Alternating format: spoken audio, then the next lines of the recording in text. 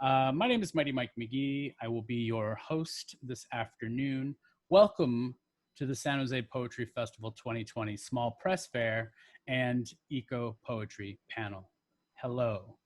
I hope you're all having a delightful day so far. We're going to start our Eco Poetry Panel, and I'm excited to introduce our panelists this afternoon. I'm just going to introduce them all by name, and then they will we'll unmute them, and they will take over from here. Please give a warm round of silent or noisy applause, if you'd like, for our Eco Poetry panel right now. Please welcome Lucille Lang, Tobey Hiller, Jade Bradbury, and Lisa Rosenberg. Hi. Well, I'm Lucille Lang, and I'll start out by saying that I think poetry about the environment is extremely important. We are biological creatures living in a biological world that sustains us, and we in turn need to do whatever we can to sustain that world. And eco-poetry is one way to communicate this idea. I trained as a biologist before I became a poet, and biology has always been one of the driving forces of my poetry. I co-edited this anthology, Fire and Rain, Eco-Poetry of California.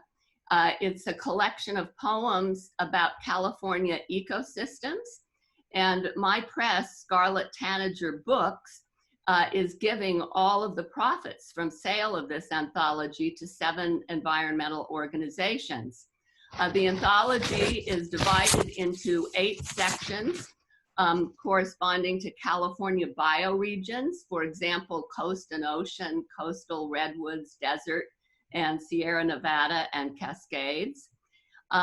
My co-editor, Ruth Nolan, and I call the book Fire and Rain because fire and rain play such important roles in shaping California ecosystems. So what's an eco-poem? An eco-poem can be a nature poem that familiarizes us with plants and animals and how they interact. And an eco-poem can also be about environmental issues such as climate change, loss of species, pollution, and just any kind of environmental damage. And Fire and Rain, the anthology, contains both kinds of poems, poems about intact ecosystems and poems about environmental issues. I will recite one poem of mine from the anthology. It's from the coastal redwood section of the book, and it's called Muir Woods at Night. Rust-colored ladybugs, clustered like grapes, made on horsetails that wave by a creek, where silvery salmon spawn and leap when the sandbar breaks at the gate to the sea. The ladybugs have come hundreds of miles from valley to coast for this singles bash. The females are choosy. They twiddle the males, seeking appendages padded with fat. And all around, high in redwood burls, on elk clover leaves and in the rich soil, the meaning of life is to stroke and prod under a humpbacked moon, dissolving in fog. And I will read one more poem, and it's from my new collection of poems, Birds of San Pancho and Other Poems of Place. This is my 7th full-length poetry collection, and it will be released by Blue Light Press in November. And I will read a sonnet from this book called Watching the Grebes, and this takes place at Clear Lake, California. A taut blue sky is stretched above the lake, which glitters like a rippling field of stars in early sun. 2 western grebes take a morning swim, but they don't go far before they plunge. When they emerge, beaks filled with weeds, they stand. It's time to dance. long necks held high, black crests and white cheeks side by side. They glide as though on skis, advance toward us. Standing on the balcony, we see the shining wake they leave behind. My love, I'd like to be as easy as the grebes, who seem content to find a dancing partner as the new day starts, a dark-winged bird that knows the steps by heart. And now we'll hear from our next reader, who is Tobey Hiller. And Tobey is an award-winning poet and prose writer. And she is a contributor to my anthology, Fire and Rain. And she's also the author of 4 poetry collections. Thank you very much, Lucy. And thank you, Bill and Mike, and welcome to the San Jose Poetry Festival. I'm very glad to be here. And, you know, Lucy said it so well that in a certain sense, art and science are very closely aligned because they involve curiosity and close observation and a love of knowledge. So to answer any question about why we write this way, first of all, place and weather, I use that advisedly, are in our bones. That's the first thing that comes to mind in some ways every day for us.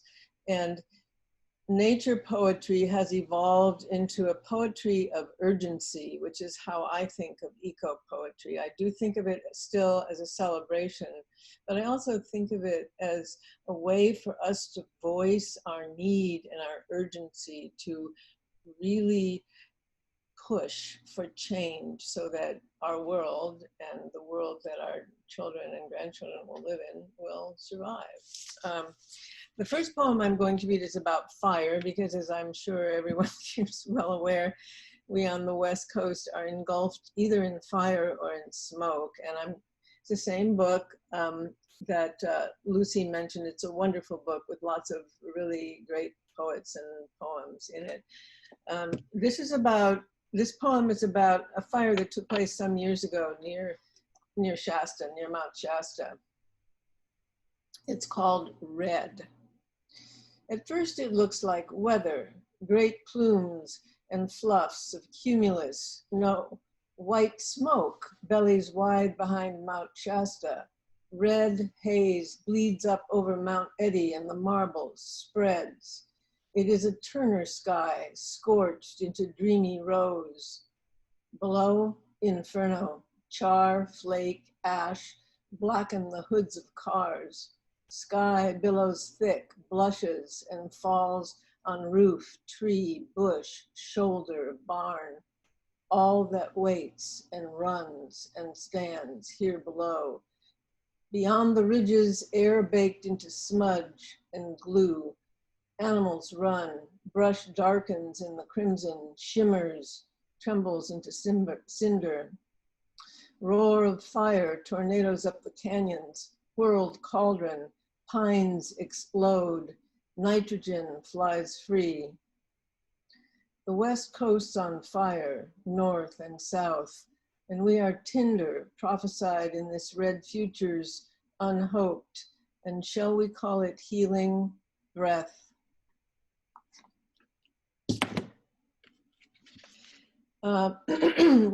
The other poem I'm going to read is from this book.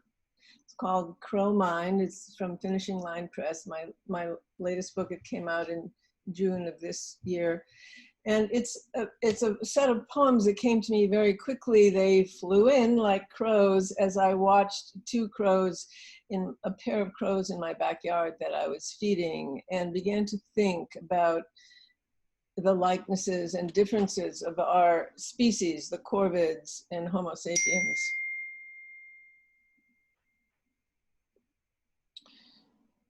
The poems, they're all different kinds of poems, but this particular poem is about one of the differences between us. The difference between us.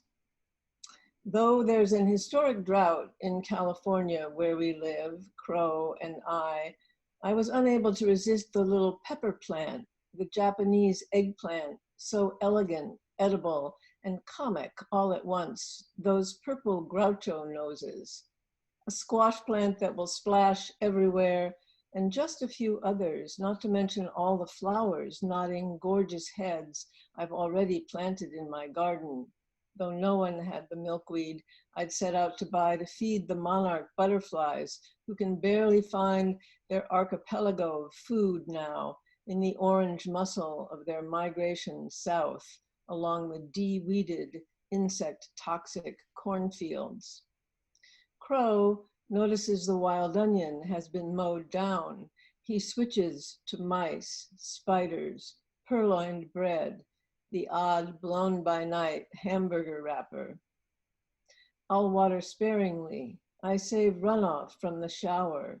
Resource, survival, think outside the box, greed, for dinner, for color, for bounce and flurry, the everness of spring.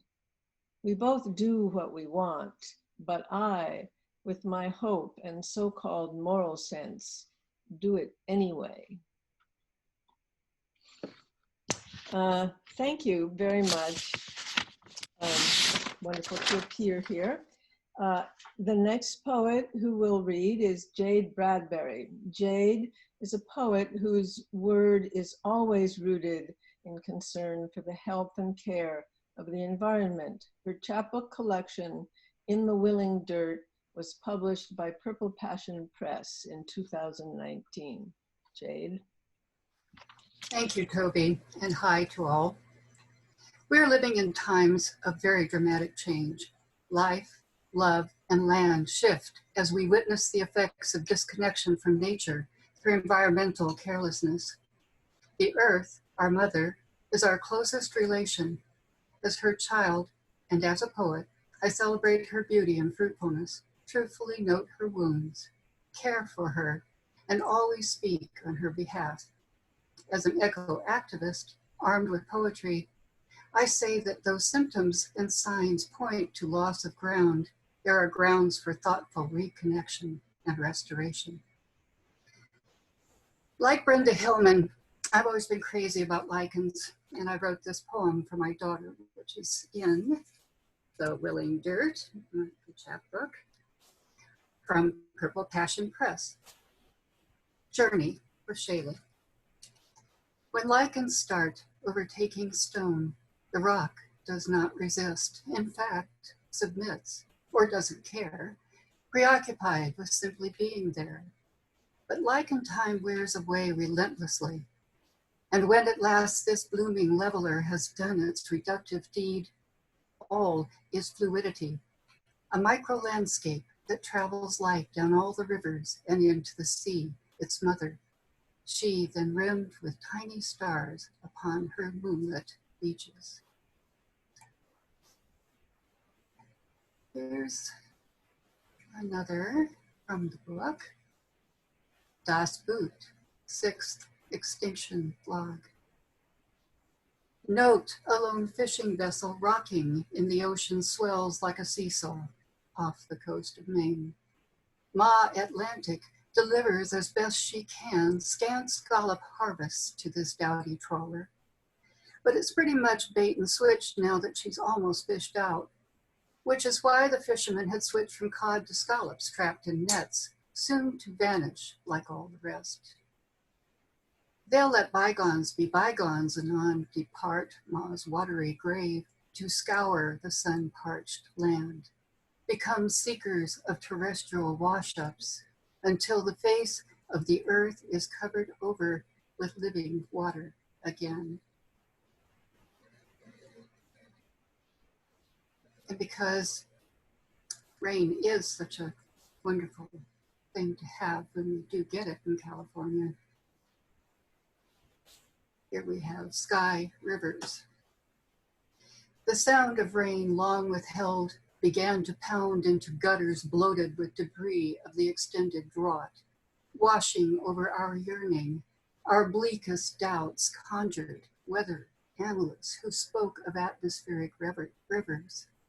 And we imagined what's above our planet, a roiling, chaotic place, churning up towering peaks hewn by rivers and veins of offshoot streams, fueling oceanic skyscapes, pressing down in branching fractals to sea and land, a cosmic embrace with molten magma tossing and turning beneath, where we clay, we mud-bound, surround the ripeness of rain. Our next reader is Lisa Rosenberg, author of A Different Physics. A former engineer and poet laureate of San Mateo County, she is a Mosaic Fellow with Sangam Arts and an upcoming Jurassic resident. Thank you, Jade. Thank you, San Jose Poetry Center, and everyone who has made this possible, and Lucy for inviting me to be on this panel. The poplar. A poplar by the evergreen forest is a token. Its element, a different woodland. Not these old groves and ancient forms. Needle, cone, and frond. The flush of seedlings after fire. Impress of ferns, then a poplar burning out of place, the autumn palette of a later order. More cyclical, finite, insistent. So if anyone had asked me when I wrote that piece, if it were a nature poem, if it were an eco poem, I would have said, it's a fertility poem.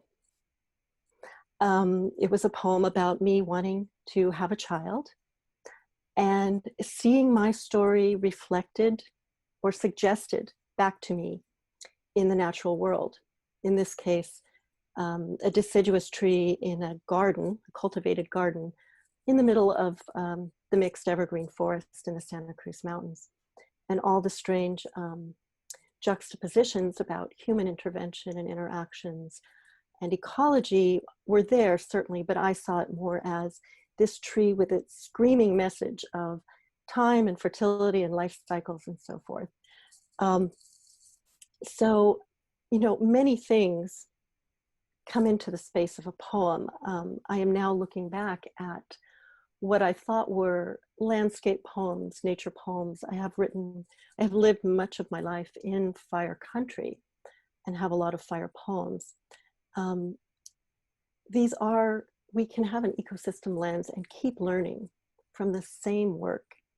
We will find eco poetry in the poetry of the ages from probably any period and any culture, because a poem is a space where we can explore, connect, and think in non-linear ways,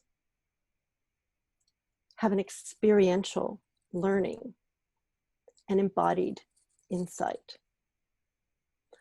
So that's a very condensed way of saying that poems, within the space of a poem, we can open to more possibilities for thinking and for acting, for action, and most importantly, for new possibilities, new thinking, and new action.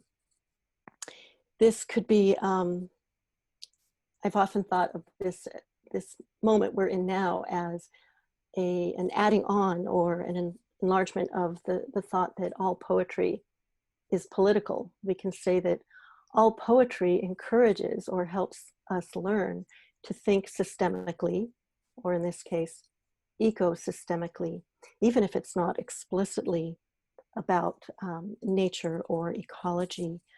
The more we can be in practices and activities that put us in a systems frame of mind so that we are open to interdependencies, complexity, getting out of cause and effect, which goes along with punishment and blame, the better off we will be. And these can be small, personal or local changes. They can be global, but I think we know and we're learning every day that all of those small, personal and local changes, hundreds, thousands, millions of them happening have great effect. And in fact, they are what has always caused great effect and change for us. The poplar is from this book, A Different Physics, my debut collection. There are a fair number of fire poems in there. The next piece I'm going to read, also a fire poem, is from this anthology, edited by Molly Fisk, that came out earlier in the year. And that's where this kind of openness and waiting comes to play. I wrote it in the days during and following the campfire, when at that time we had the unprecedented smoke. And so that mixture of grief as well as curiosity felt important to allow for me. Fire sky. First, sweet smoke, grass heads and deadwood, the undergrowth undone in one swath of heat. How faultless the motes, the dull lens of dusk all day, mantle of ash, umber streams, untold, inscrutable beginnings. So I am going to hand this off to Lucy for a remaining chunk of time for moderating questions and discussion. Okay, the four of us are happy to answer any questions that you have about eco-poetry or anything we have read. And also, we would love to hear any comments you have about the talk. And I would like to direct everyone watching and listening to their participants panel. On the bottom of your screen, you'll see a little, you'll see a button that says participants. Click on that and you'll see a list of everyone in the Zoom currently. And if you could, there should be a menu there that allows you to raise your hand. So if you would like to ask a question, all right, so Joseph Jason Santiago LaCour has already raised his hand. So I'm going to ask Jason to unmute himself and go ahead and ask your question to the Eco Poetry panel. Hey, peace. Thank you all so much for reading. That was really beautiful. As a ecophile, newly discovered, rediscovered, especially with Santa Cruz. Lisa, thank you for your contribution on that level. I just want to ask, really, like, for the sake of poets, I think most of us are introverted, and COVID hasn't affected that as much. But as eco poets, being out in the elements and being in nature, like actually connecting with that force, how has that affected your writing as of late? Peace. I'll offer that being in shelter in place, the immediate response to me is that I am now living on a more human scale. I am not zipping around as if distance were nothing. Everything was slowed down. Traffic noise had almost ceased. And the opportunity to be connected with my natural environment, even if it was in the middle of a city or a suburb, was there. And that meant more opportunity for the things that spark curiosity as a maker, as an artist, and observation.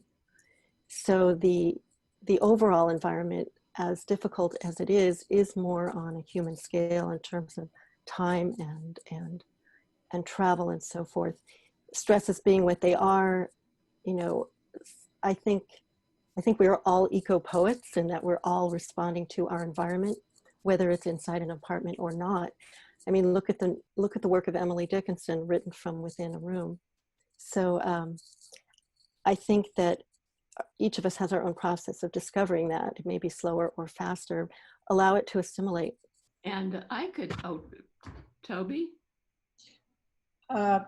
I was just going to say that I think being sequestered in yes, I think you're right that we're all introverted, but being sequestered in some way throws into sharp relief the the smaller, more daily contacts you have with anything natural around. Of course, we're part of nature too, so that comes into it, the human part of it. But I have been, very deeply involved with just the few times a day that I go outside, either for a walk or into the garden. And I always notice a lot about that, but now it seems incredibly precious to me. And I watch the birds to see how they're responding to the smoke. And I just think it throws into very sharp relief how connected we are to the sky and the green around us and the leaves. And that is hopefully curative or healing, not just for now, but for everybody's sense. They have to do something. I mean, remember in the very first days, you could actually, in India, you could actually see the Himalayan mountains 30 miles away, which they hadn't been able to do in like years, decades. So I don't know if that's a very good answer, but it's sharper than ever. I'll add that I think being home now with these terrible fires burning, and looking out the window, I can see out my window right now how everything looks fuzzy because of all the smoke. And I think it's a constant reminder of our being embedded in a biological world, and a constant reminder of climate change, and that we have to do whatever we can to preserve that world. And that certainly is something we can be inspired to write about, even when we can't go out into nature. But certainly we can recall that nature that we want to preserve. And so I don't think that being confined to home really puts a damper at all on writing eco-poetry. No, I think when, it's the love of life that inspires us to speak about what it is to live on this earth. And whatever things happen, I mean, I used to always complain about the skylights because they let in so much heat, and then cold in winter. They don't leak, that's a good thing. But now what it is that I can actually tell what's happening up there, whether it's geese who have decided to take our route again, or whether it's whatever it is. I have my awareness is much more acute.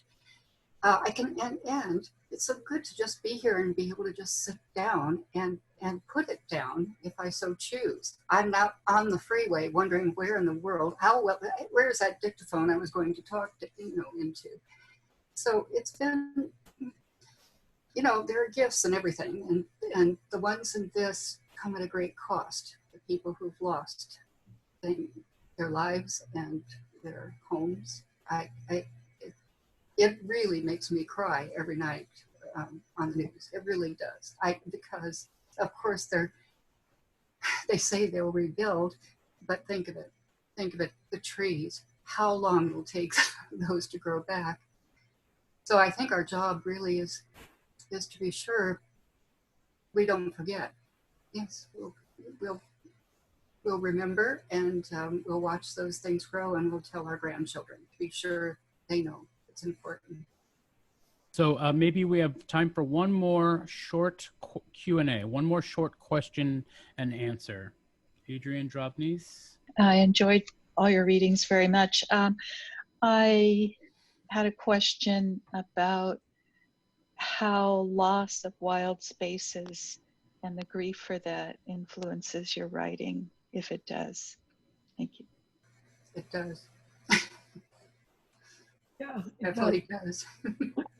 Not only there was a question written into us about hope, how to be hopeful, and how much hope should play a part in poetry. And one of the things I personally struggle with is, the loss of life, the animal life, the human life, the change in our environments, the rather catastrophic and apocalyptic happenings in the world and here make my struggle to find what I can say that is not so much comforting, but balancing. And what I believe, you know, poetry has to be honest. So it, in contrast to writing poetry of rapture or spiritual poetry of the wonderful relationship one has with the world, which to me is one of the great love relationships of my life, there has also to be some kind of almost Cassandra-like warning, and yet at the same time a feeling that there is some hope, because I think people lose energy, if I do anyway, there isn't hope. So it's kind of an existential struggle, and I'm not saying I have any knowledge about how to solve it. It's just that all the hopeful things Lucy has mentioned from time to time, the fact that there are, and I think about them like the story about this air in India, or, you know, other historical stories about rivers that have been cleaned up and things like that. I think about the ways that human beings, despite the fact that we are a very dangerous species, have also sometimes really done it right and done it well. And I try to bring that in some way. I'll add that all of these kind of this accretion of so many tragedies and crises has been an opportunity for me to learn, and in large part through poetry, to kind of loosen up or soften up my definitions of praise and grief, and, you know, try not to categorize as much my relationship and thinking that would fall into one of those categories, so that I can just notice more, you know, what's happening and how I'm responding, and expanding my sense of kinship. So, you know, to more people who are different from me, to more creatures who are different from my kind of creature, to things that we call inanimate. And really exploring that new sense of kinship through poems, and listening for what I can learn from these other people, creatures, things, and places has been a very exciting and heartening mode to be in. I'm not there all of the time. Sometimes I'm the, you know, panicked pandemic parent. But it is, it's both heartening and calming, because if you're in your mode of practicing your art or just the practice of observation, it gets you out of the fight or flight, and new information can come in. And I'll just add that I think it's important at all times to keep both our minds and our hearts open to what's going on in nature, both to the terrible losses of open space and species and the pollution, but also to cherish what we still have and what we can preserve, and also to look to things, like Tobey said, to rivers that have been cleaned up, and to change for the better after destruction and pollution have occurred. So I think always the hope and the sorrow appear side by side, and we can always write poems about both, either separately or simultaneously. So, and I'll just add, thank you all so much for coming to hear this panel. And thank you to the San Jose Poetry Center for hosting us. And I've just loved hearing my other panelists speak, and I'm looking forward to the rest of the readers this afternoon. Yes, thank you all. I really appreciate it. If we could if we could throw a bunch of ones in the chat for Tobey Hiller, Jade Bradbury, Lisa Rosenberg, and Lucy Day, we really, really appreciate the four of you expressing what is very much needed in our community right now. I think seeing what we're seeing in this world, especially on a just a local level, is really is sort of fraught with worry. Yet also there's a lot of inspiring work coming out of it too. So thank you all very, very much for being a part of this. I do appreciate it. Without any further ado, I would like to start introducing our presses, our small presses, and the representatives from those presses who are going to share work. You'll hear me say, so-and-so is on deck, meaning get ready, because you're coming up after the next person. You will be immediately following the next person I call up. So, Ashkum Ashwick, you are on deck, but right now, please let us give a warm round of applause or a whole bunch of ones for Joseph, Jason, Santiago, LaCour. What up, what up, what up, what up, what up, people? Oh, wow. Thank you so much for having me. Thank you for being here. Thank you for being you and contributing daily to loving yourself in this universe. That said, let me just do this. Can I share something? Can I share my screen? Desktop one?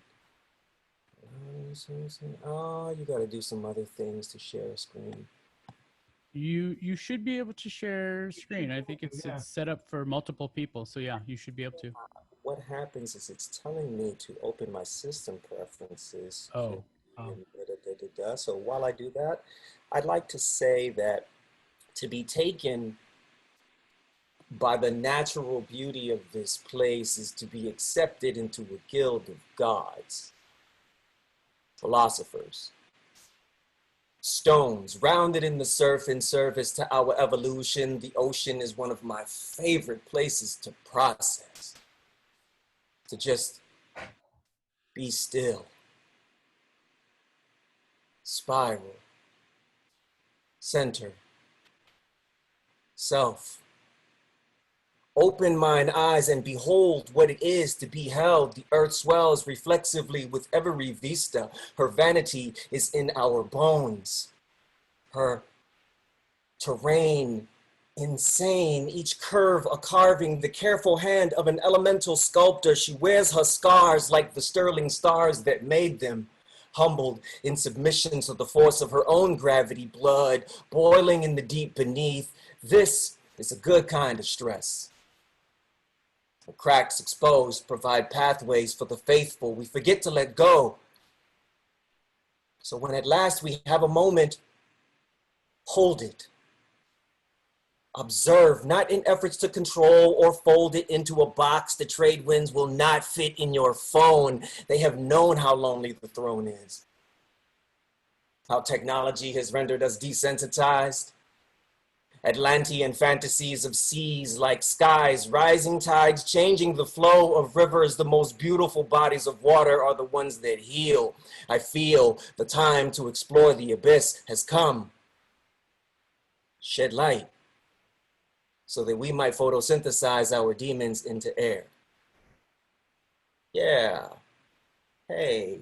I want to read a poem for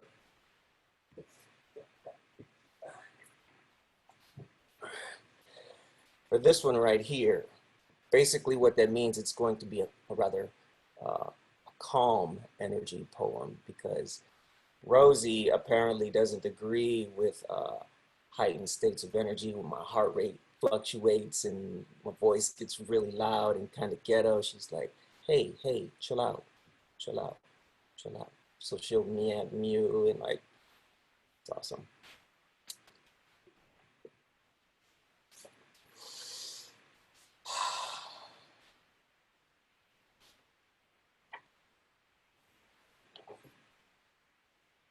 It's based upon that piece, this piece. Madre de Maíz. Her lines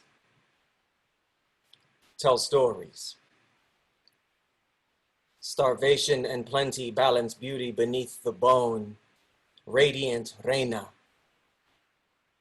who has renounced fashion trends and crash diets, who has accepted the responsibility of timelessness, having held children and worked rightly since the beginning, and even rebounding after a lifelong relationship with death, respect is expected.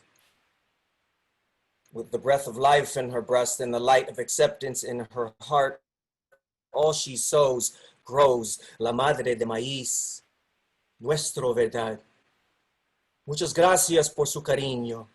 Your crying, your dying and resurrection of the sun, some 60 summers ago, the way you stare is a stairway to heaven. Having walked across celestial jungles, oceans, and deserts, you have shed more myths and made more magic than we can possibly ever comprehend. Master of disguise, keeper of lies, pain and anguish that you would never show. To behold such beauty is to bear fruit. And said fruit shall feed roots. As these roots keep us connected, laughter almost undetected, subtle signs of love.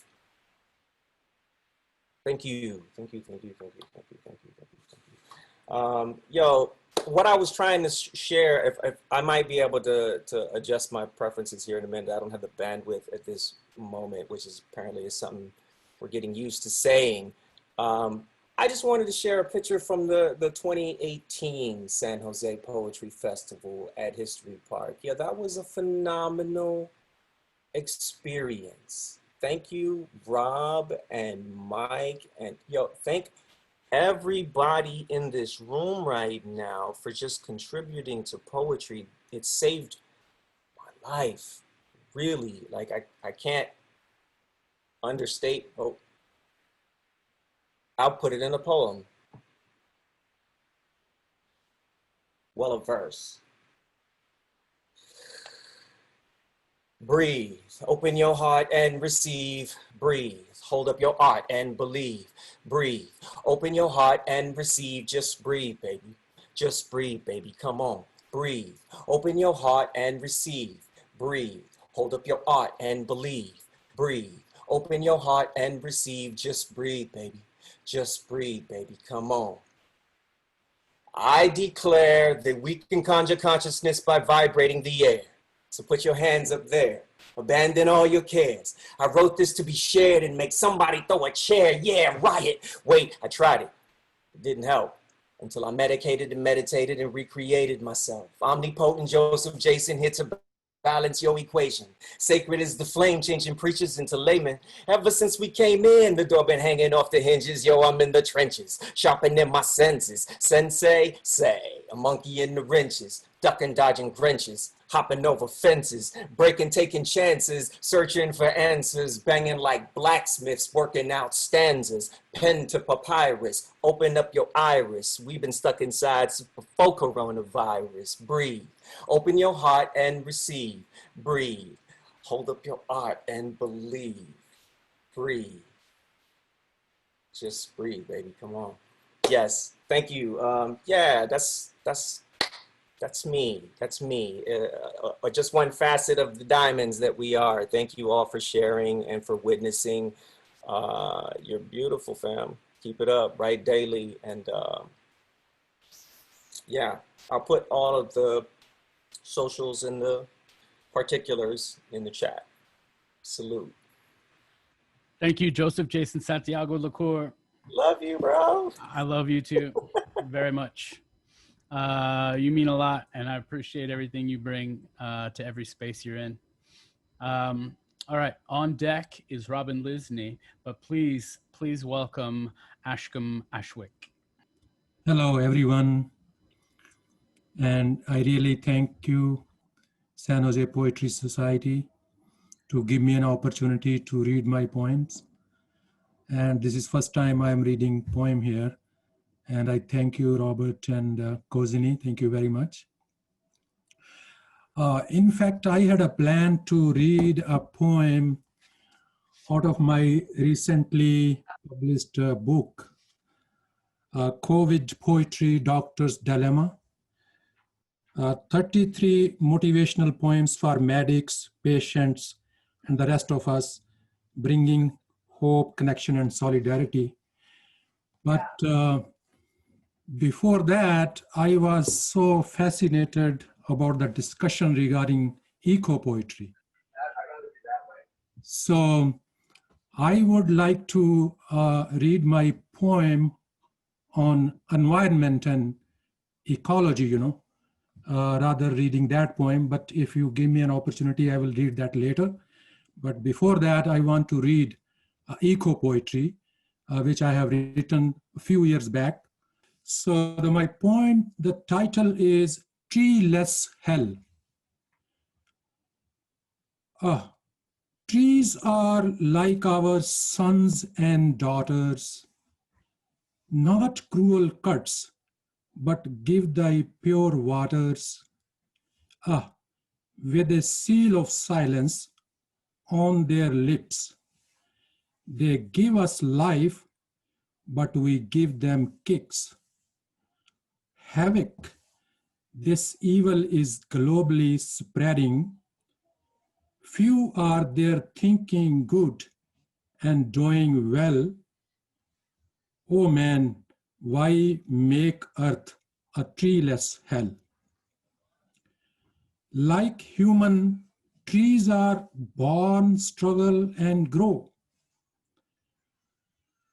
No revolt to cuts. Quite they fall in wayside rows. Shelterless animals, birds cry and shriek. Devoid of peace, food, rest, and sleeps.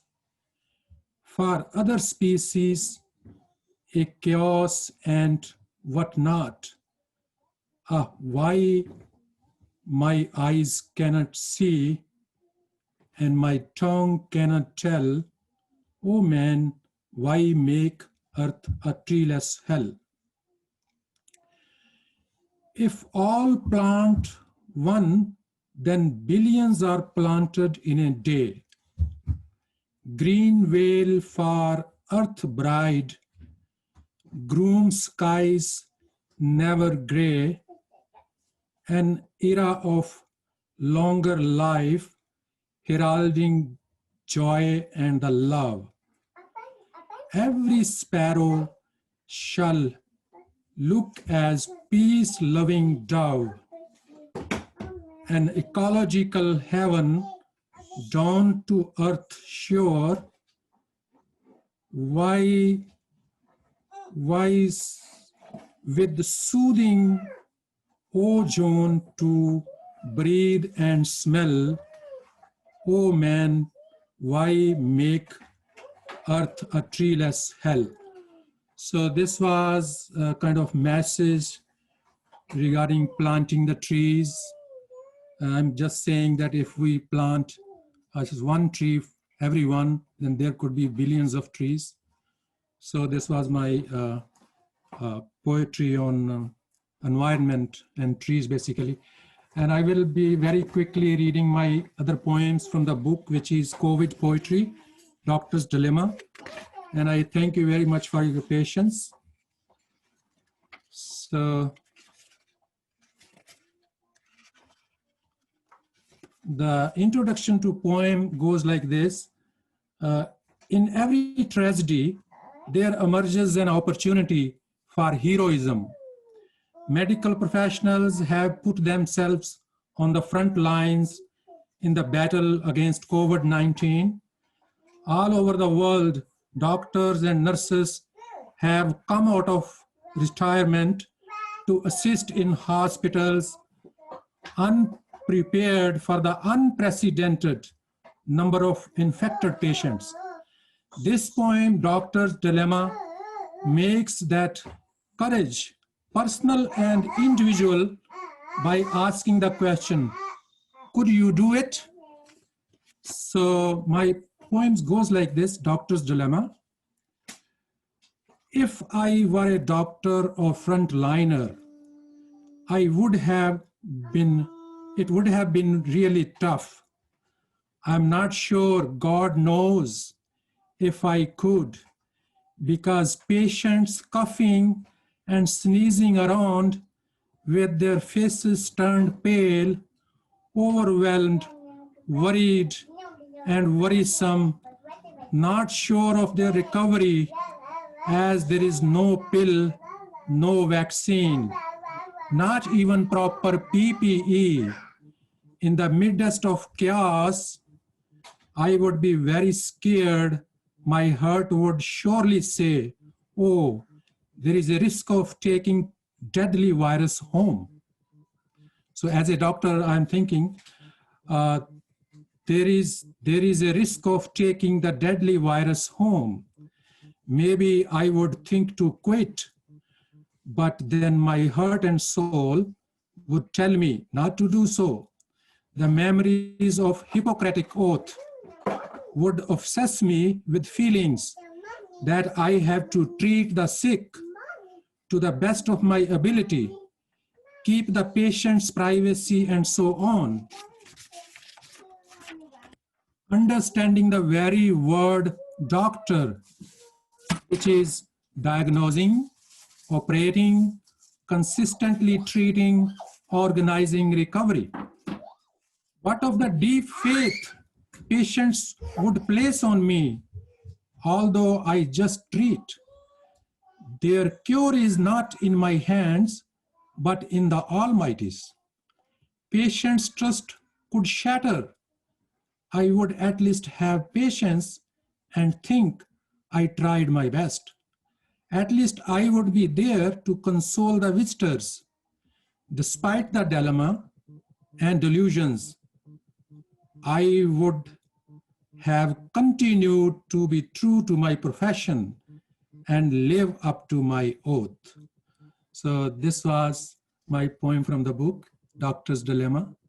And I appreciate and thank you very much for giving me patient hearing, for giving opportunity to read 2 poems. Thank you very much again. Thank you, Ashkum. Thank you so sir. much. Thank you. Indeed. Indeed. So I'm gonna keep it moving along. On deck is Jean Huets of Circling Rivers, but please welcome Robin Lysne of Blue Bone Books. Great. Hi, Mike. Thank you so much, everybody. It's wonderful to be here, and I am the publisher of Blue Bone Books. We have a number of authors that are part of it. Stuart Presley, who just published this book, Visible Light. Janet Trenchard and Marcia Adams, and Lisa Simon has a book in process. And I'm going to just share my screen so you can see our latest edition, which is called Unearthed. And this is the new cover for our book, which is pretty exciting. This is Emerald Street poets that have been going for 25 years in Santa Cruz. We critique each other's work twice a month.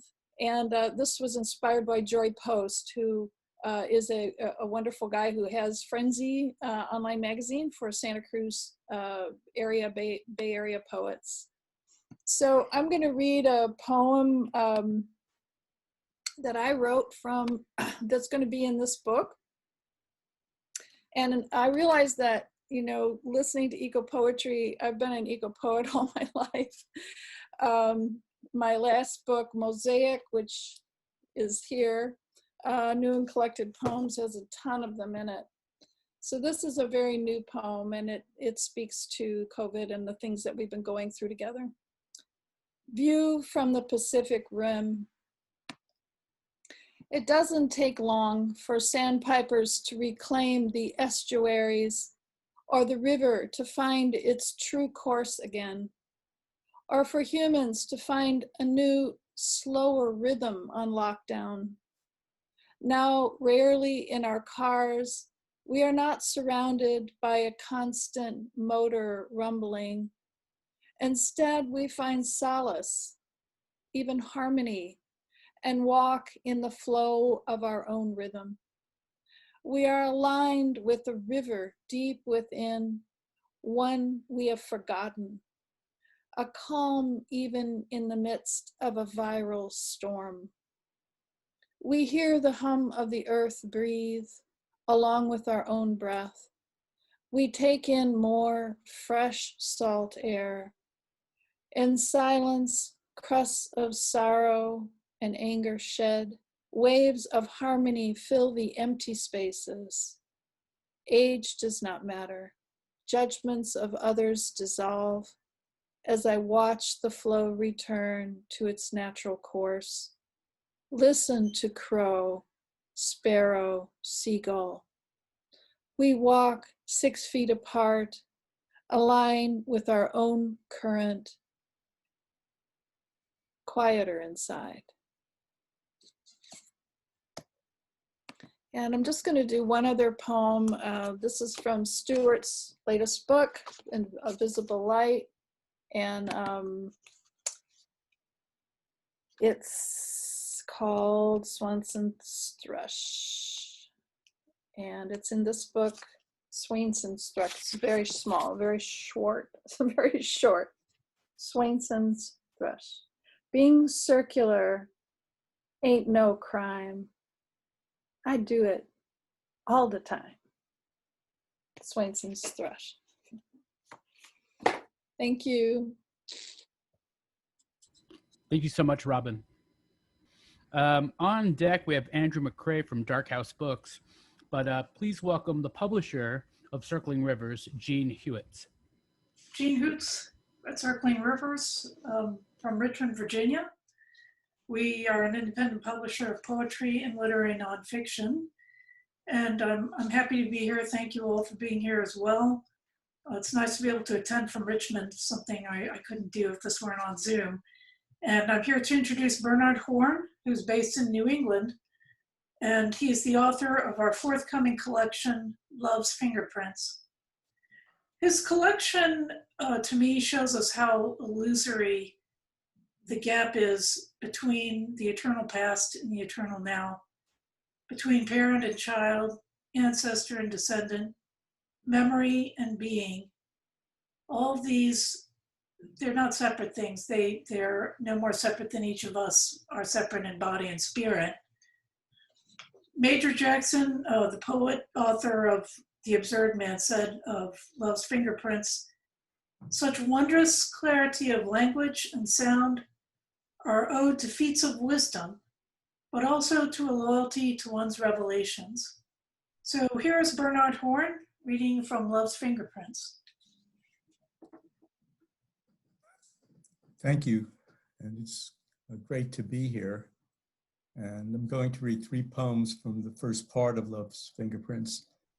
But before I begin, I'm in Massachusetts. I was surprised to see dear friends Mahesh Sharma and Pragita Sharma are attending this. So it's quite wonderful, wonderful side product of Zoom. This is called The Porch, after Philip Levine.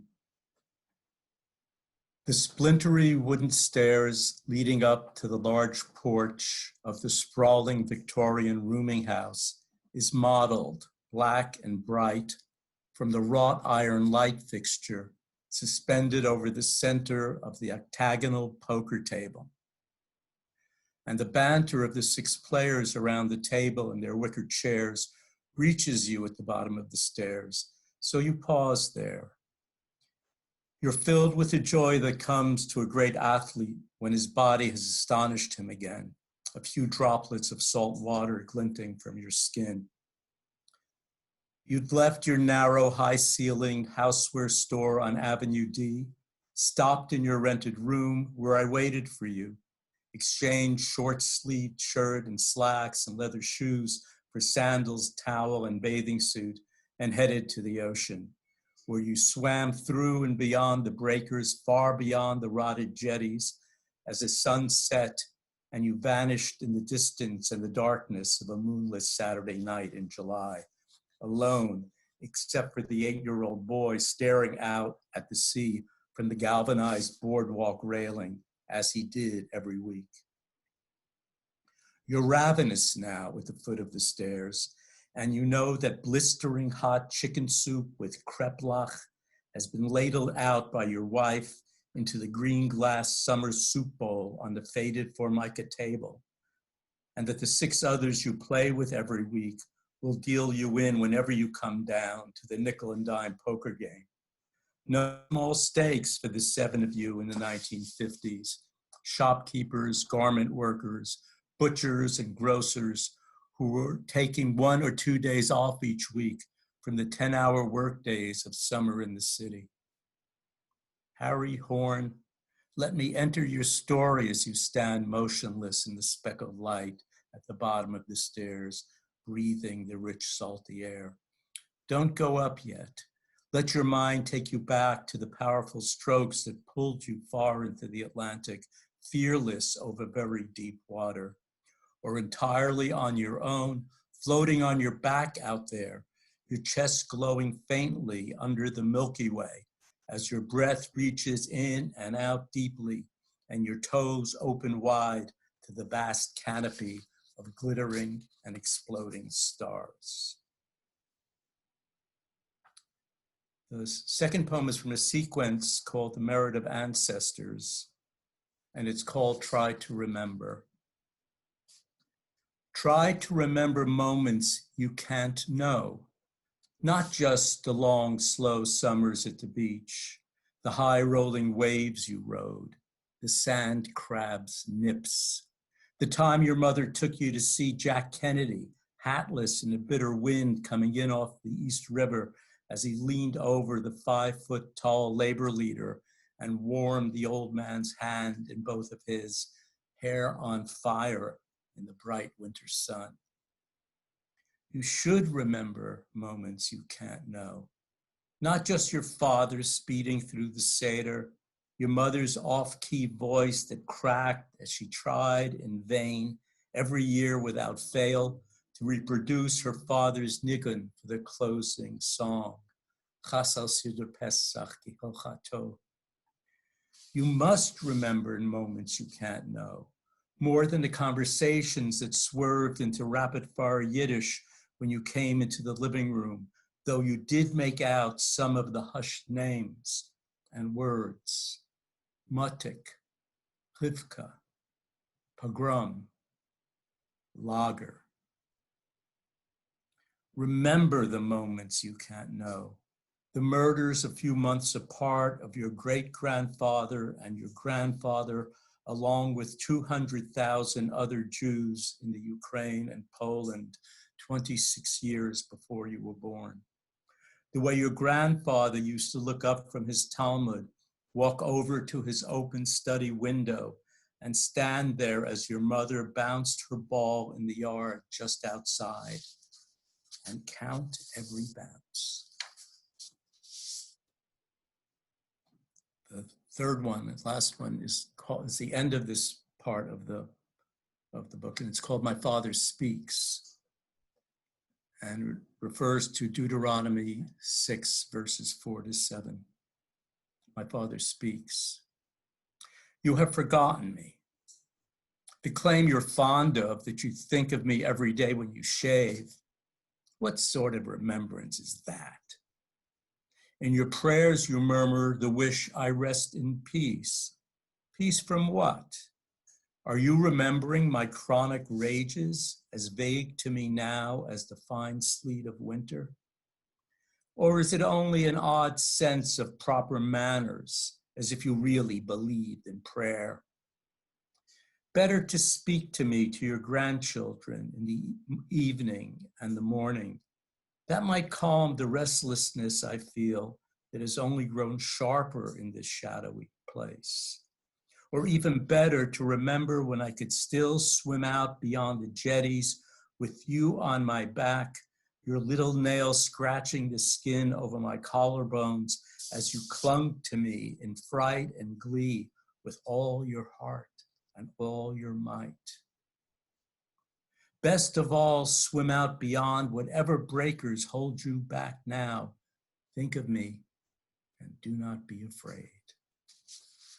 Thanks a lot. Thanks for having me. Thank you, Bernard. Thank you very much. Bernard, what city are you in?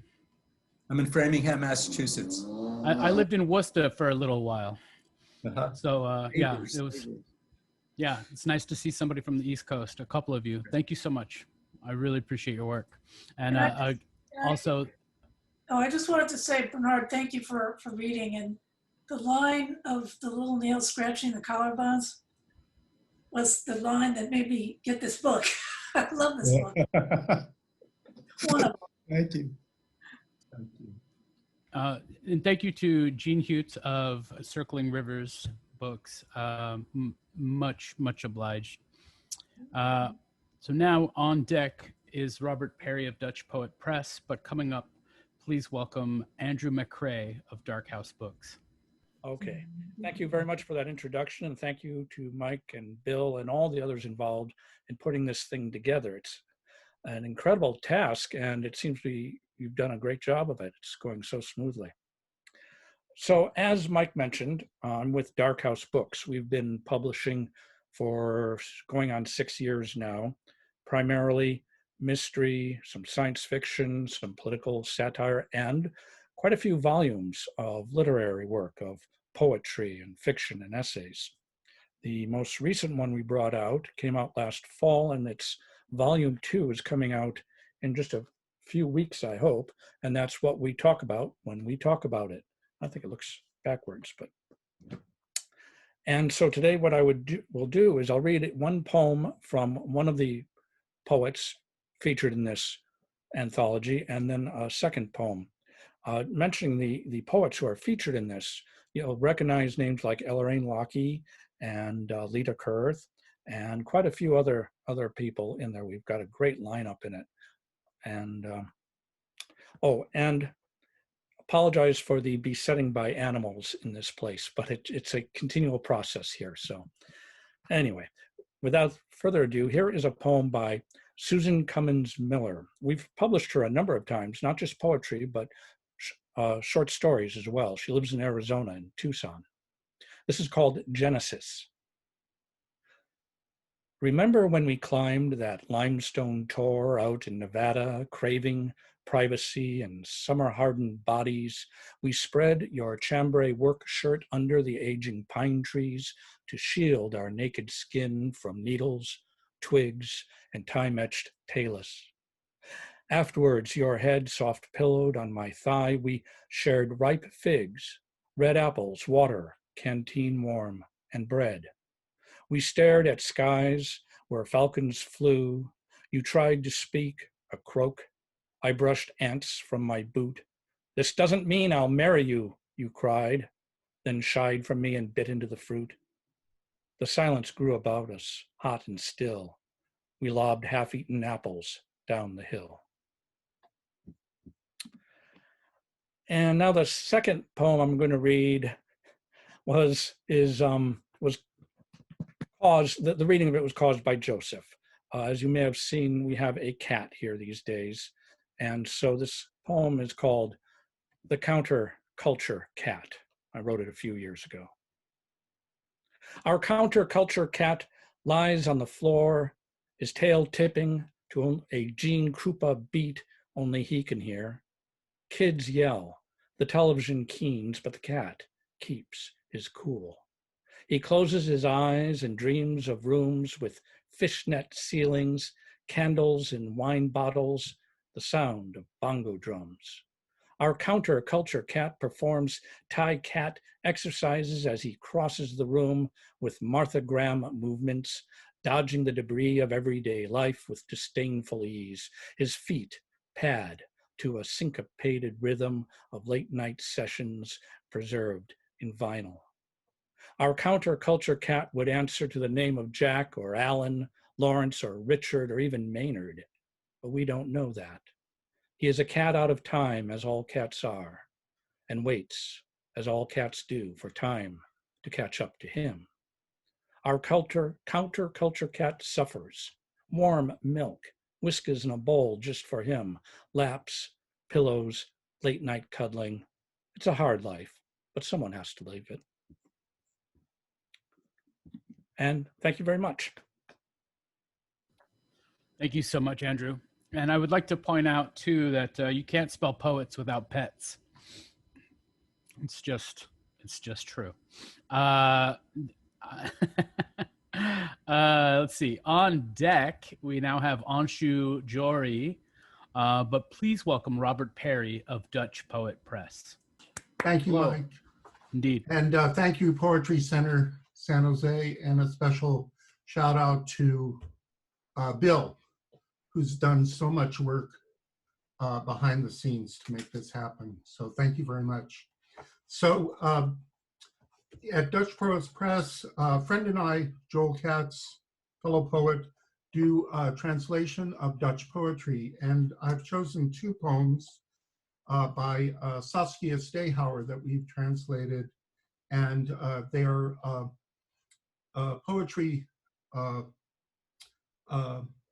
they're eco-poetry in nature. So the first one is from our first book, Iets Anders, Something Else. And now I lost the page. Here we go. It's called Footsteps in the Street. The child who was born here knows the weather comes from the north. The child who is born here is equipped for great deeds. The child who is born here can taste whether a dish is well prepared, even though her grandmas can't cook. If there is snow, the child will tell the others what to do. Before the harvest can fail, she will intervene and stake the plants. The child who is born here doesn't miss a full moon. The child who is born here will have the key to every door, will care for little messages, and every afternoon the child will look at the trees in the garden, and she will keep each leaf to be seen for the children who are born here. The child who is born here feels the grief of a dead animal, holds out a white sheet. She chooses the color of his message and knows that bread exists by the grace of butter. When she sleeps, her mother's voice resounds in her dreams. When she plays, she feels how young her legs are. When she eats, the warmth of the country slides down her throat, and she hears the music of the fields. The child born here will live. The child born here will live. The child born here will leave something behind and be at home. And the next poem I'm going to read is from our second book, and this we translated an entire book of poetry by Saskia Stehauer called Freie Outloop, and it's translated to free range, which means exactly the same thing as it does in English, as it does in Dutch, which is that it means just a bigger box.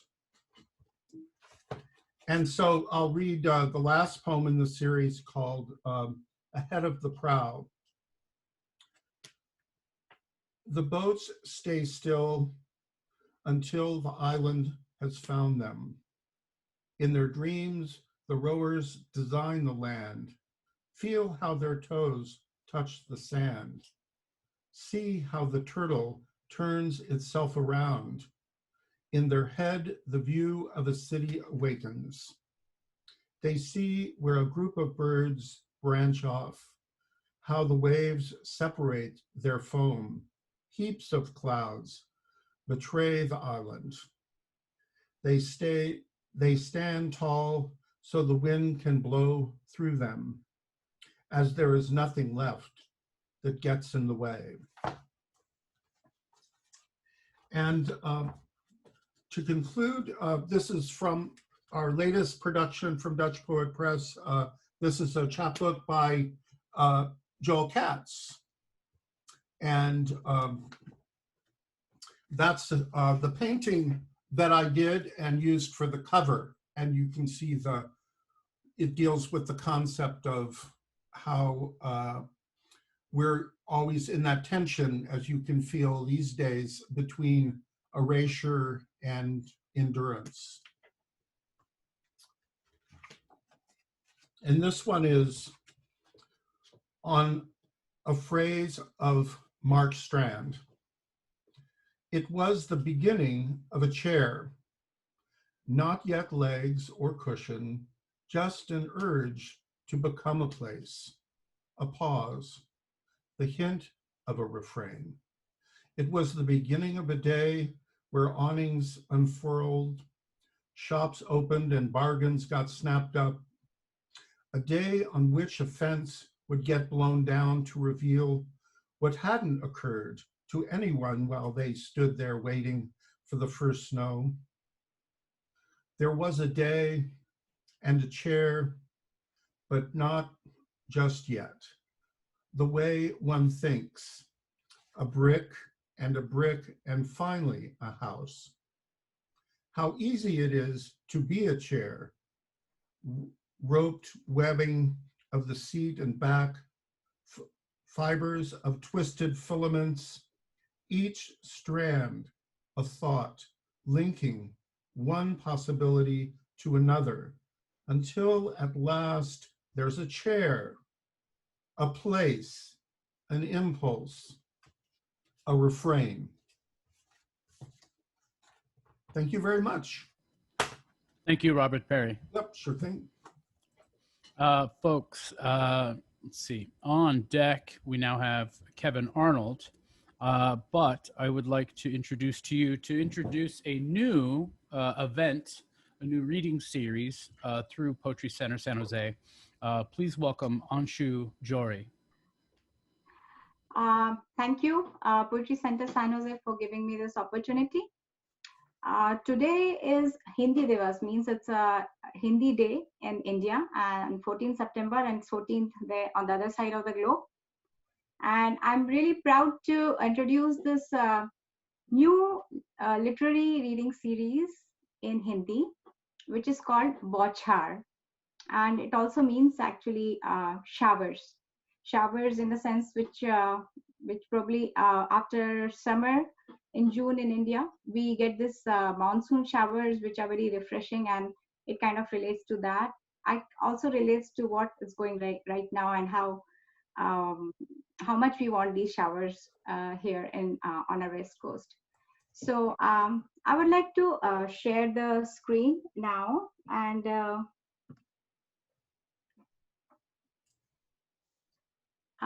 this is what I have prepared, a small presentation. The monthly reading series would be theme-based, and our first program would be held on September 26th, 2020 on a Saturday. It would be hosted by me, Anshu Johri, and my co-host with me will be Ritvik Verma. It will be held on 4th Saturdays of the month, starting September 26, 2020 at 8 p.m. Pacific Standard Time. I had to choose this time because we are trying to accommodate a lot of time zones all over the globe. This is the painting which sort of reflects what Bauchhaar is. It's the shower of poetry, which is enriching and bringing nourishment to our lives, our soul, and our mind. Anshu, I think the screen share didn't go through. Click on it again. So we're not seeing your slides. Oh, okay. Let me quickly recap. Can you see now? It says you're sharing. Maybe it'll, there we go. Now we can see it. Okay, I'll go back. This is what I said about, and this is my second slide, my third slide. And here, I want to talk a little bit about our first program, which is called Conversation in Translation in Hindi. It's called Anuvad Ka Samvad. The first program is based on translation of multiple languages in Hindi, and we'll be reading the poetry in the original language and in Hindi. And now I'd like to read a sample for Anuvad Ka Samvad. I would just like to read a poem, and I'll stop sharing now so that you can see me again. Okay. And the poetry is called, it's an excerpt of my larger poetry. I'll read in English first and then I'll go to the Hindi version. It's called, from poetry called Trapped. Trapped, you learn to use your body differently. Your eyes scale infinity through that window, skies and horizons, a tiny bird on a leafy tree, flapping wings, dancing, chattering. You learn that walls aren't captive listeners. They stir conversations in you, become your friends. You recognize the protection they offer. Your body becomes your soul. You contemplate about the two states of your body, alive but trapped, over dead but free. Trapped, you realize you have a choice of choosing traps. That walls are the stoic choir, their rhythm in step with your song and music. That you're longing to drench in rain whenever, and if it happens, would be flirtatious and temporary. Given a choice of forever drenching in rain and dreaming within walls about drenching in rain forever, you would most likely choose the latter. And now I will read the same poem in Hindi. कैद में बदलना होता है अपनी आवश्यकताओं को. शरीर भी अपने उपयोगी होने के सिद्धांतों को भिन्न तरीके से ओढ़ने लगता है. देह की खिड़कियां नाप लेती हैं कई बार दीवार की खिड़की से नए क्षितिज से उगते अपरिमित आकाश. बड़े चाव से ताकती हैं वह पर्णिकाओं में भरी डाली पर फुरफुराती, फुदकती, चहकती नन्ही चिड़ी. मन समझने लगता है कि दीवारें विवश बंधक श्रोता ही नहीं, वो रचना जानती हैं उपेक्षित ढके हुए विषयों के एकल संवाद. मित्र बन जाती हैं दीवारें और टीस से भर देता है मेरी गहन उपेक्षा के बाद भी उनका रक्षा का अदम्य भाव. कैद में शरीर आत्मा सा होने लगता है, कभी जीवित पर कैद, कभी स्वतंत्र पर मृत. अंततः जागृत होता है ये आभास की स्वतः चुनी हुई कैद में दीवारें निर्विकार बैरागी कोयर सी साधती हैं मेरे रचे गीतों की लय और धुन. बनकर परिदृश्य मेरे उस एकल स्वर का जिस गीत में खुलकर बहती है मेरी दबी छुपी ख्वाहिश जंगली बारिश में बिना पाबंदियों के उच्छृंखल भीगने की.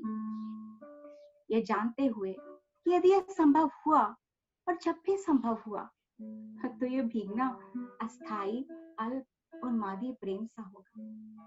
क्योंकि यदि चुनना पड़े मुझे तो मैं अनंत काल तक जंगली बारिश में भीगने के ऊपर दीवारों के बीच बैठकर ऐसी बारिश में अनंत काल तक भीगने के स्वप्न को ही चुनूंगा. Thank you. That was all, and I would just like to conclude this presentation. Please join us or share with your friends who are interested in Hindi language literary readings. It will be held on every 4th Saturdays of every month. And if any questions they want to submit or participate, they can email us at bauchhaar@gmail.com. Thank you. Look forward to seeing you. Thank you so much, Anshu. Thank you very, very much. I look forward to it. And you said every 4th Saturday of the month? Mm-hmm. So the first one will be September 26th. Yes. And it will be listed on pcsj.org as well, Yes. if anybody is looking for that information. Thank you. Thank you. Indeed. Anne Shalek, you are on deck with Read Magazine, but we're going to welcome Caesar Kent for Red Wheelbarrow. Caesar, it has been... In Caesar's place. We got a Ken Weisner instead. That's a good trade. Okay, great. Well, yeah, Caesar's, to use his words, he's slammed at work.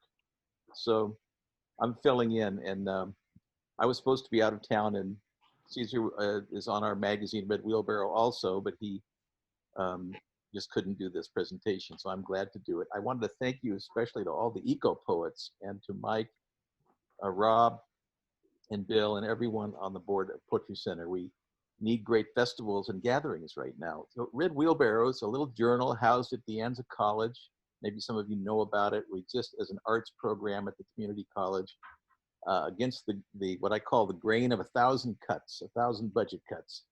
So each spring we still publish a student magazine, you know, the best kind of astonishing work of our De Anza students. And each fall we also publish a national magazine featuring work from around the country and the world and our region, including winners of the Red Wheelbarrow Poetry Prize. So it's judged this year by Dorian Locks, Joseph Millar, and is co-sponsored by Poetry Center, San Jose. So alliances like the one we have with Poetry Center allow us to continue. So stronger together and in numbers, really something I feel deeply now in terms of the arts. Support your local community college and insist that the arts survive there if you can. The arts programs in community colleges are struggling.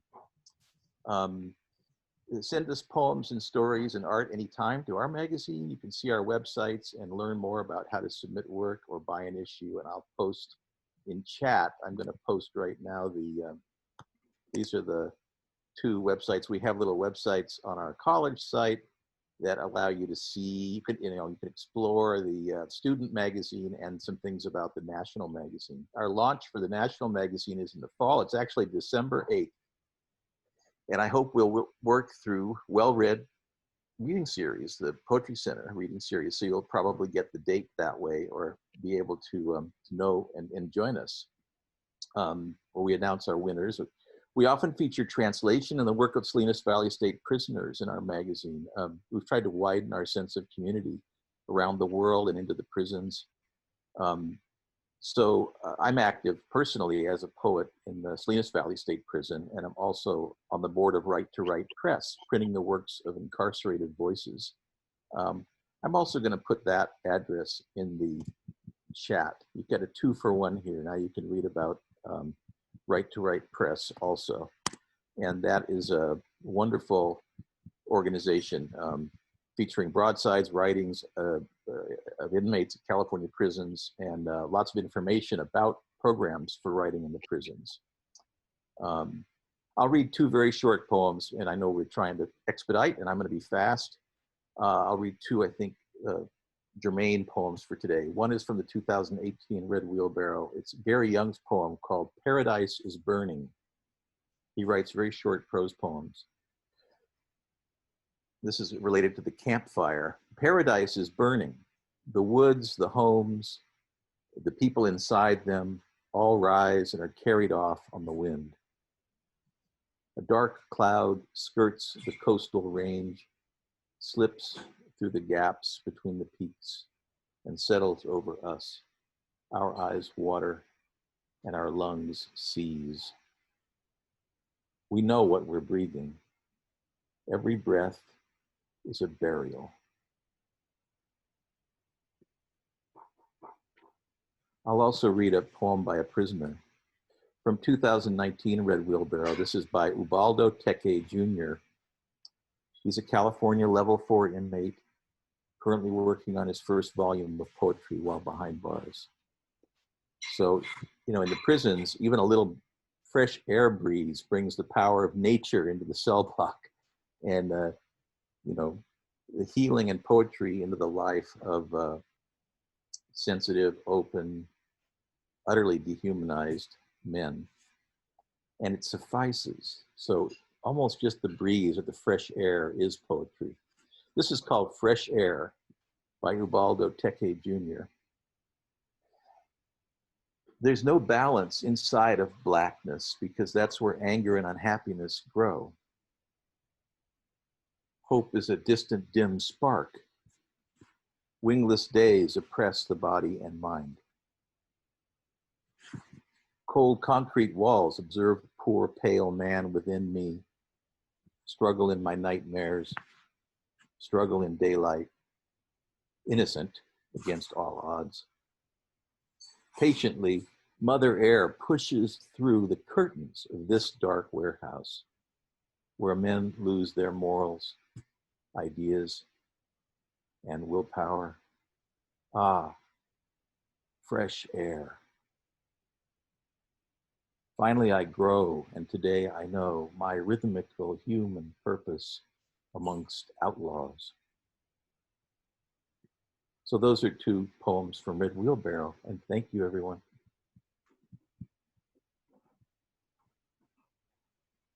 Thank you so much, Ken. And thank you for everything you do for poetry in this community. Really, it means a lot.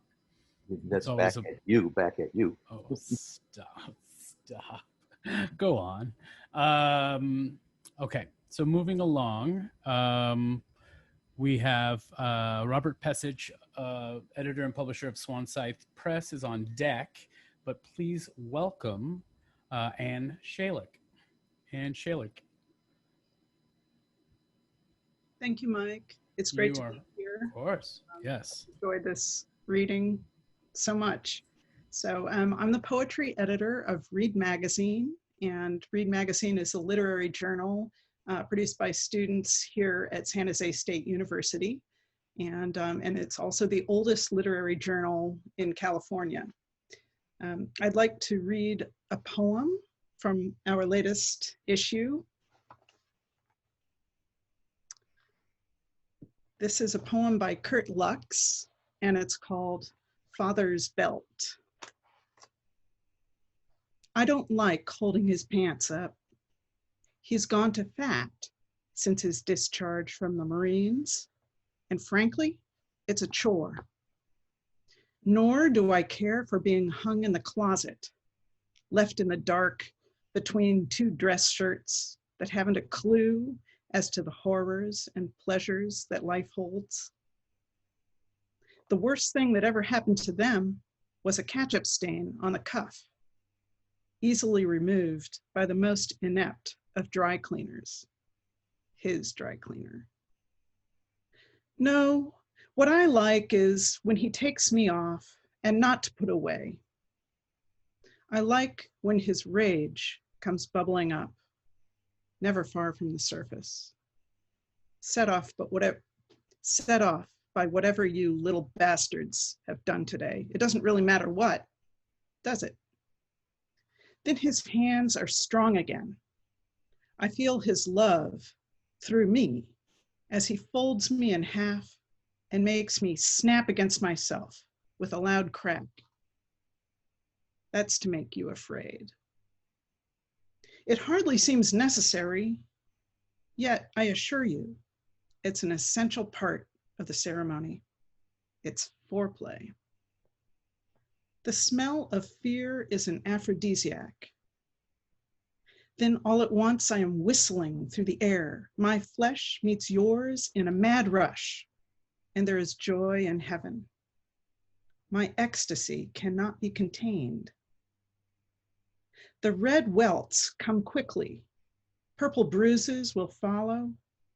And sometimes, if his passion is fierce enough, there's a bit of blood from my buckle end. The sweetest release. He says he loves you. He does it all for love. I don't mind. I know it's me he really loves. I love him too.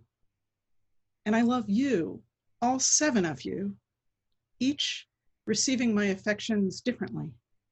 Because love is unending. There's always more.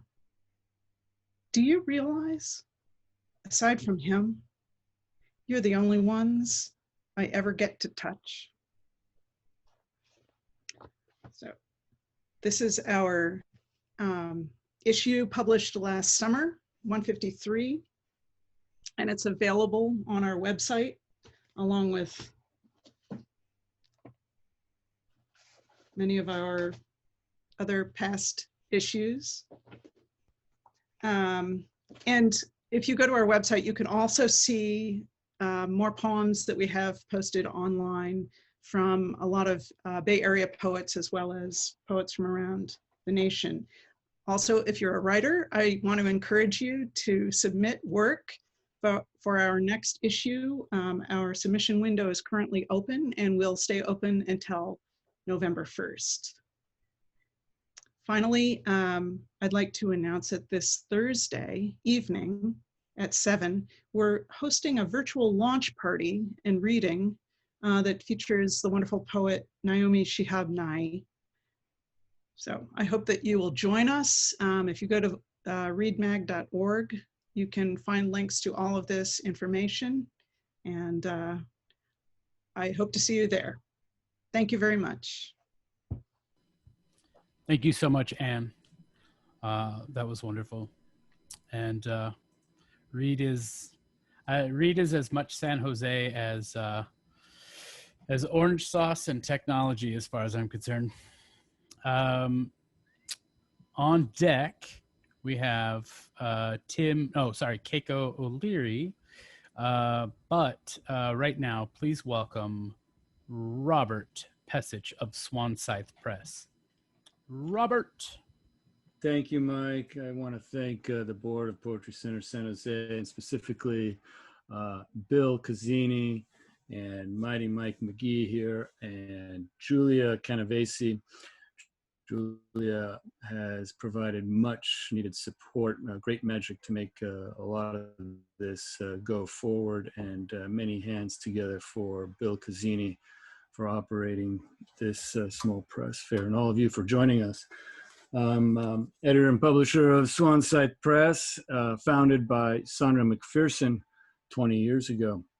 And some books that have come out recently. So here's Solstice by Amy Perez, Texas State Poet Laureate. And then, we have Lisa Dominguez Abraham, and then Kyle Liang, How to Build a House. And we also have Rebecca Faust, The Unexploded Ordnance Bin, and Susan Terrace's Dream Fragments. In the interest of time, I'll just read Amy Perez's poem out of Solstice here, titled The Border.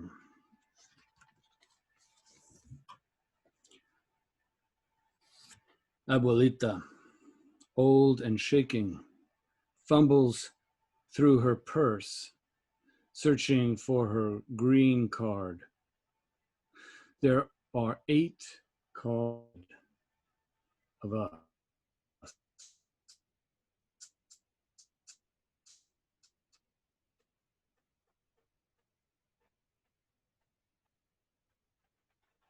She begins to. Only mangoes on sticks, roasted white corn, smeared with butter and salt. Tamales steaming from the pot. Dogs foam at the mouth.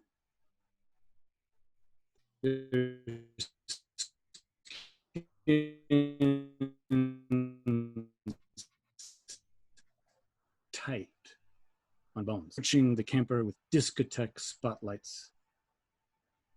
Any animals? Any fruit? Rigoberto made it over many years ago in the trunk of a Honda, holding his breath beneath wool blankets.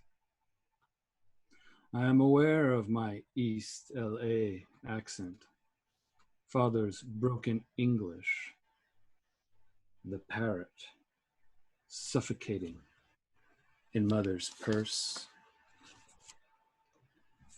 Any animals? Any fruit? American citizen.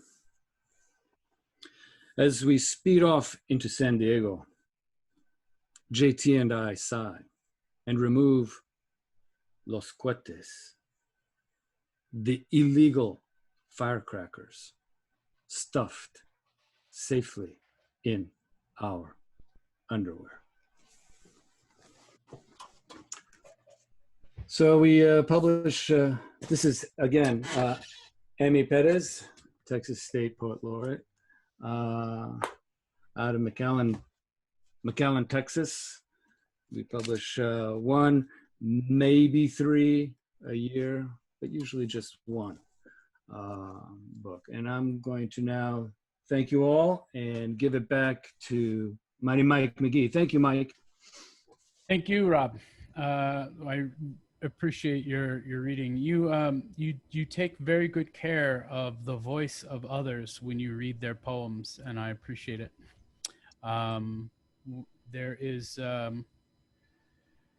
something to be said about computers and sharing work through them. On deck is Tim J. Myers. But coming up right now, from Thinking Ink Press, please give a warm welcome to Keiko O'Leary. Hello, Keiko. So hi, I'm Keiko O'Leary from Thinking Ink Press. Later on, you're probably going to forget how to pronounce my name, so I'm going to help you. You think of it like cake that you eat. Cake! Oh, that's me. So Thinking Ink Press, our logo looks like this. And we so far have published a variety of books, a lot of science fiction and some other things. We have not yet published any poetry, and I want to change that. So I'm in charge of publishing what I like to call non-traditional format books. So if you've been to some events, you might have seen these instant books. They turn pages like a regular book and have a front cover and a back cover, but they're folded out of a single sheet of paper. So that's one of the types of things. That actually poetry could go in there. But what I'm really looking for right now is poems that can go on a postcard. So I've always loved postcards, and especially because of the shelter in place, I feel like a postcard is a way that you can really touch someone and send them something physical that can just brighten up their day. So I've been sending postcards just as a whatever, private citizen or whatever you'd call it. But Thinking Ink Press publishes postcards, and we do them, so far we've done flash fiction on there. So there's the beginning of the story on the front, and then I really think of these as a book. So you turn the page, and then you get to finish the story on the back. It's a book with 2 pages, and the first page is the front cover. So I want to publish poetry on postcards, and I hope that you will send me some poetry that can fit. So it's about 30 lines. I will, oh, so let's see, some friendly person, thank you, Bill, put my link in the chat.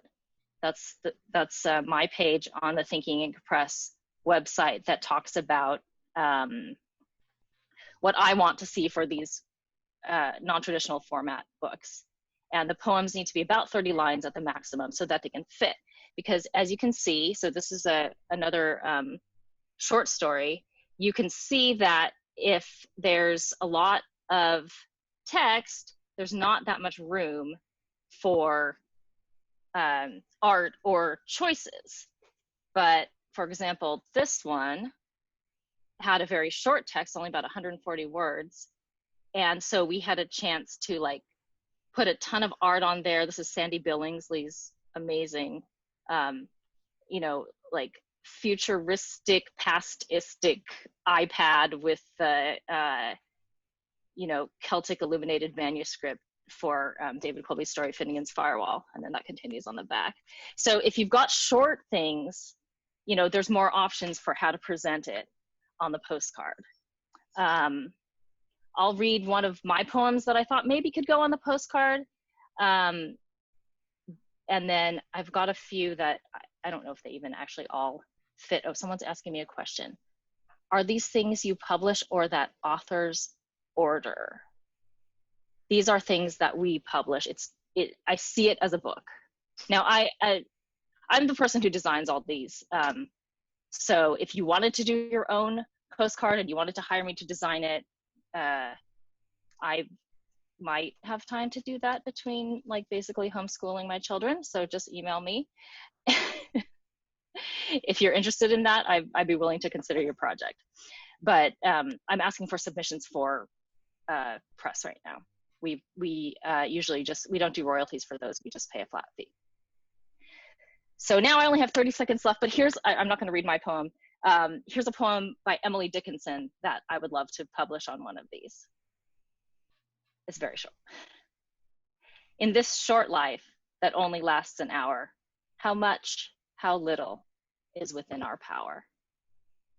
I'll leave you with that. Thank you very much. Please submit your work. Thank you so much, Keiko. I think that's a brilliant idea. Poetry on postcards. Brilliant, brilliant, brilliant, brilliant.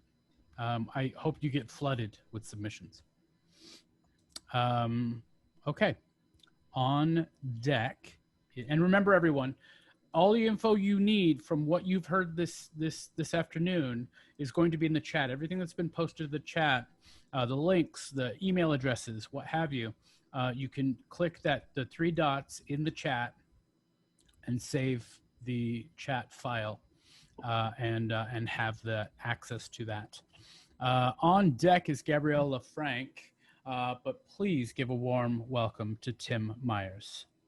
Tim, hello, buddy. Mike, hello to everyone. Micah and Bill told me earlier that my mic might not be working that well, so I apologize for that. I'll try to enunciate and be loud. Also, I noticed, as other people have told me, I look like RoboCop, really, with my glasses, you know? So I hope I'm not scaring anybody. I'm actually not that kind of person at all. My most recent book is my 5th book of poetry. It's called, hold that up right, All the Fierce Complexities of Hunger. I guess that's coming out backwards, at least it is online. So in the interest of time, I'm just going to read one poem. We have all been, I think, even more aware of indigenous peoples and the long centuries of oppression. And this has been a particular topic in the Bay Area lately. I teach at Santa Clara University, and this has been a big deal for us. We just got a report from our committee on the statuary on our campus, which includes Father Sarah and that former governor of California, whose name escapes me, who was incredibly racist in many, many ways. And my university is working to remove statues, to contextualize statues, to take them out of public places into museum spaces where they can be given, and the history around that can be included.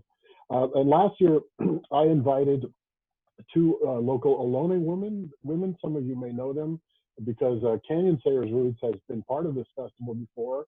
And her mother, Anne Marie, they both live in Indian Canyon. They are Ohlone. And they came on to my campus and we did storytelling together. It was a wonderful experience with an audience of Native and non-Native people. It was a thrill. I was very inspired by that, and so I wrote this poem. The poem is called For Anne Marie Sayers and Canyon Sayers Roots. It starts with a little quote that I found from 1790. This was Captain Pedro Fages, I guess you pronounce his last name, of what was probably the first Spanish expedition to the Bay Area. In other words, the first contact, or the first major contact from non-Native people. And he was speaking of quote unquote useless Native laborers. This is in 1790. I think the captain unwittingly said something very profound that he didn't intend. What he said is, the saddened Indian is in grievous condition due to being surprised in his dance. I think the idea that Indigenous America was surprised in its dance is actually a very sad and very beautiful way to put that. And as everyone probably knows, Tamien is the name, the Ohlone name for this area. I will walk softly on Tamien, on this sacred earth that is not my ancestral home. I will walk softly where the Muwekma, the Mutsun, the Awaswas, the Rumsun, the others have long walked, are still walking. I will keep in memory the 10,000 years of their lives here in the valleys and mountains along the ancient bay. I will carry in my heart the image of coiled baskets of sedge root, made more beautiful with bits of olivella shell or clam shell. I will picture them not in museum cases only, but as they've come from the hands of Ohlone women living and dead.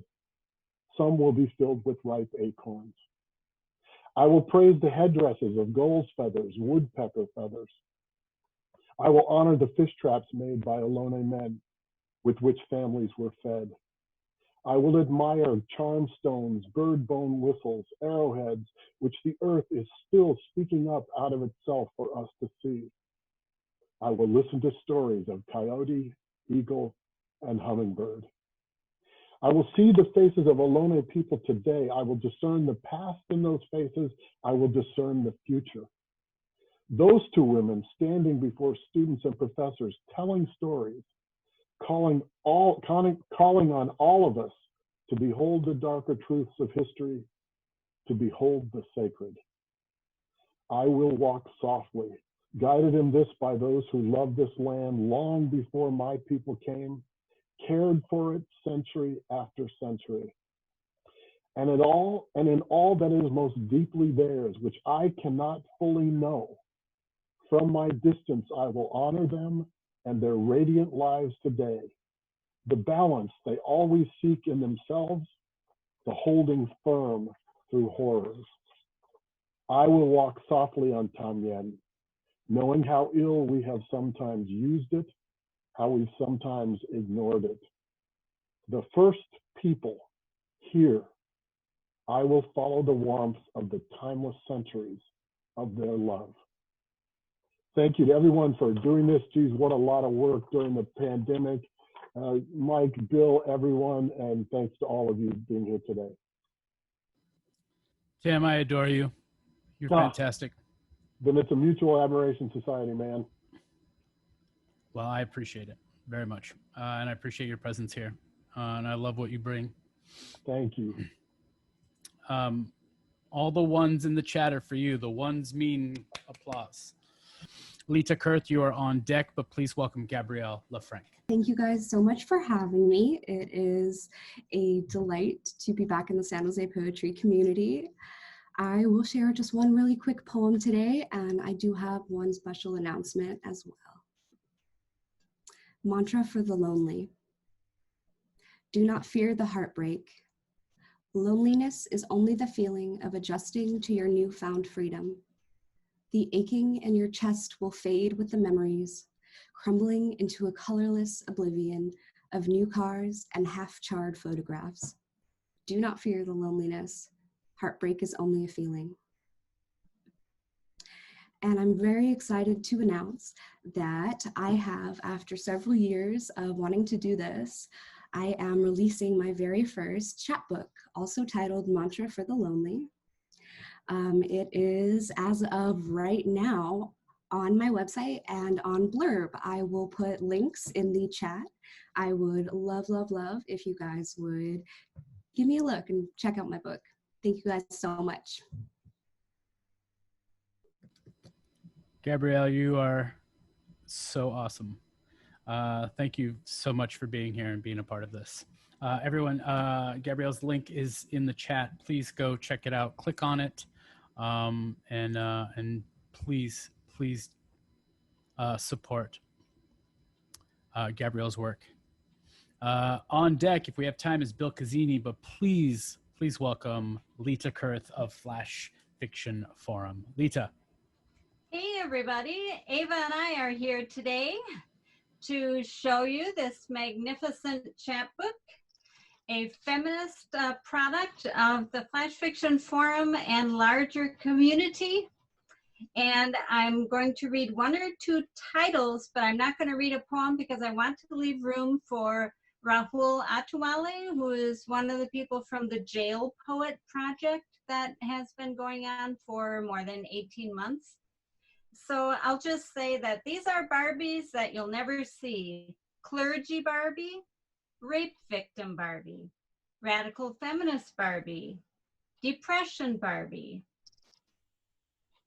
and so on. So I'm going to turn it over now to Bill so that he can introduce Rahul and we can at least get one poem from the Jail Poetry Project. Thank you so much, Lita. I'm so sorry for everyone for rushing at the end. There's so much beautiful art here going on today. And I'd really like to take the time to savor it. But part of what Lita did is she did work with the Elmwood Poetry Society with Rahul Atwale and they were some of the new artists who came into Caesura this year. So I would like to give Rahul the opportunity to read his poem, which will be in Caesura this year. So if you'd please give a round of applause for Rahul. Hey guys, thank you. Hey guys, my name is Rahul Atugle. I spent 18 months in Elmwood because of a crime I actually committed. I was one of the few that was not innocent. I deserve to be there. I know a lot of guys say they're innocent. They're probably not.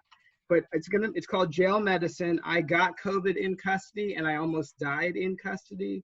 If it wasn't for the police, actually, I have a lot of respect for law enforcement, especially in there. It was the medical staff that was not doing their jobs. I watched 4 guys in our unit die. It was never reported on the press. So it's called jail medicine. It's not what is in Caesura, but it's appropriate for this audience. Jail medicine. I laugh at the hilarity of its stupidity.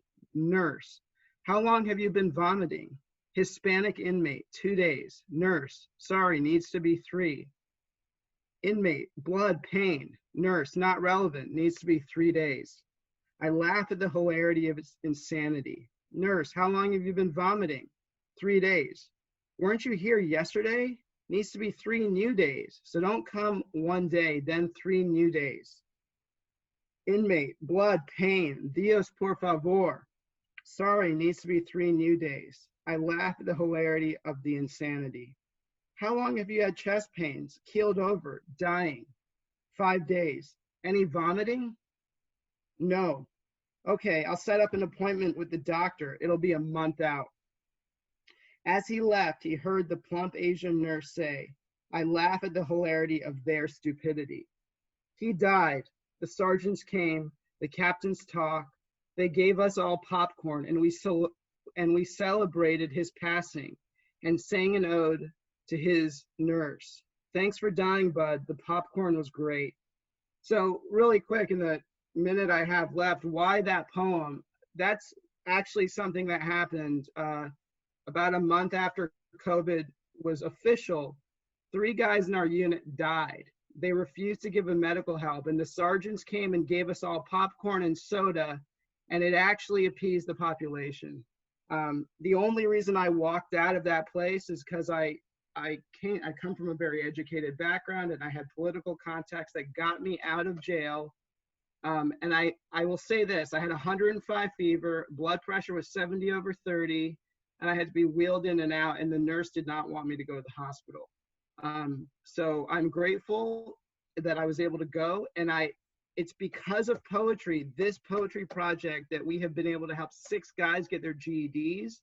We were able to teach guys how to read, how to write, all using poetry. And we need a lot of help. I set up a website called thegratefulfelon.com. I'm going to put a ton of the poems on The Grateful Felon, but we need guys to give feedback to those guys in jail. There's 6 guys now. We need feedback givers. And I have hundreds. I wrote 732 poems while in custody, and I have 100 poems from other guys. So I really can't wait to get feedback on those poems. And that's all I got. I know we're out of time. I could talk about this forever, but I'm so grateful. Thank you for giving me the time to share. Thank you so much. Everyone save your chat. The links are in there to the Grateful Felon. And folks, I really want to shine a light on Lita and Ava for bringing this to us. And Rahul, your story really needs to be heard and shared, and we will do our best to help you spread that. Thank you to everyone who joined us today. Thank you to all of the publishers, all of the authors. Thank you for letting me host this and be a part of it. And thank you to PCSJ.